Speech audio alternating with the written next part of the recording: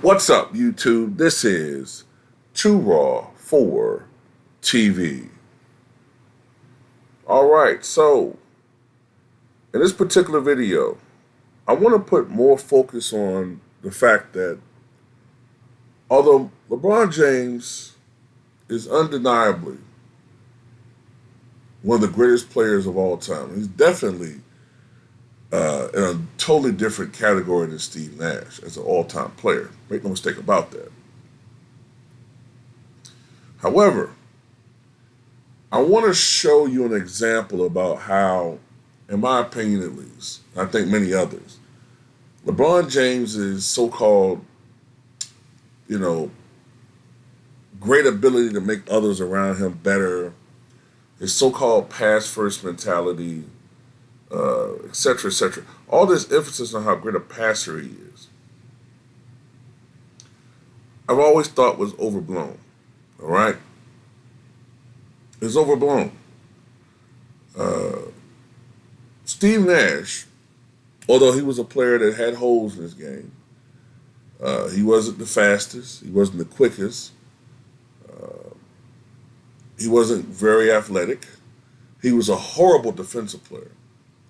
But one thing that he was a great point guard who made others around him better.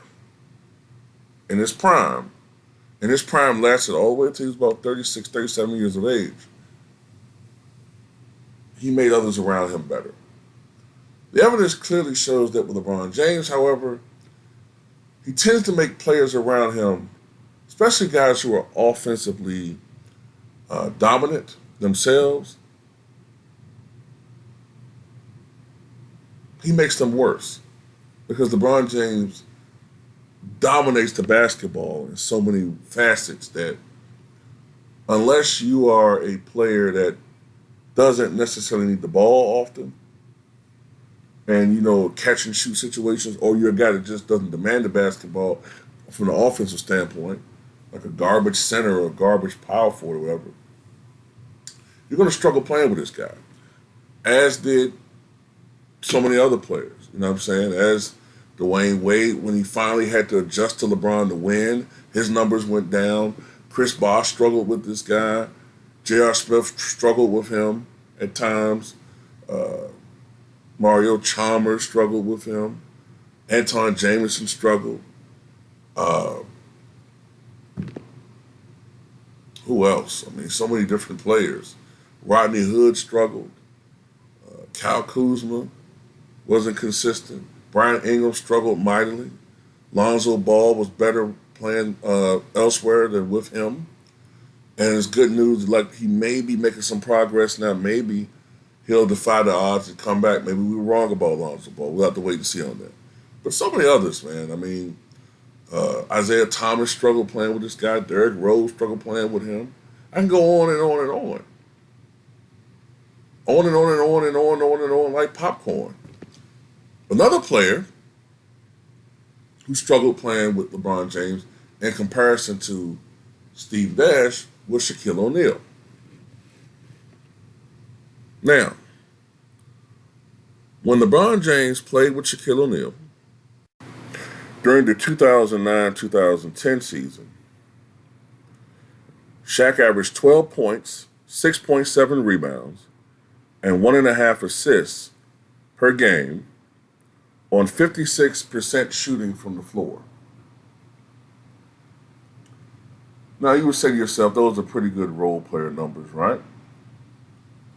Now, keep in mind, this Cavaliers team in 2009-2010 won 61 ball games. This was a team that was supposed to be, never mind what these revisionist historians tell you in the media. They get paid to distort the history to make a certain guy look better. Okay, I was there. Those who are old enough to remember, we were there. That team in 2010 and 2009, they were supposed to go to the NBA Finals and face Kobe Bryant. So all of this, he played with a bunch of bum stuff. That's just revisionist history.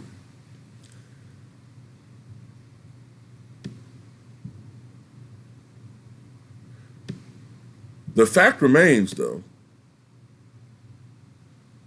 that when he played with Steve Nash the year before,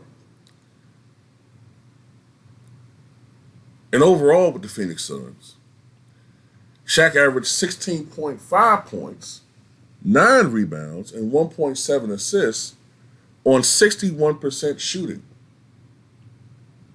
As a matter of fact, during that last season, 2008-2009, with the Phoenix Suns, Shaq actually led the league in field goal percentage, made the All-NBA third team, and was an all-star for the final time, if I'm not mistaken, of his NBA career. I think that was the last year, if I'm not mistaken, or next to last year, that Shaq led the league in field goal percentage. I believe so. Whatever the case may be, Shaq was so good that year.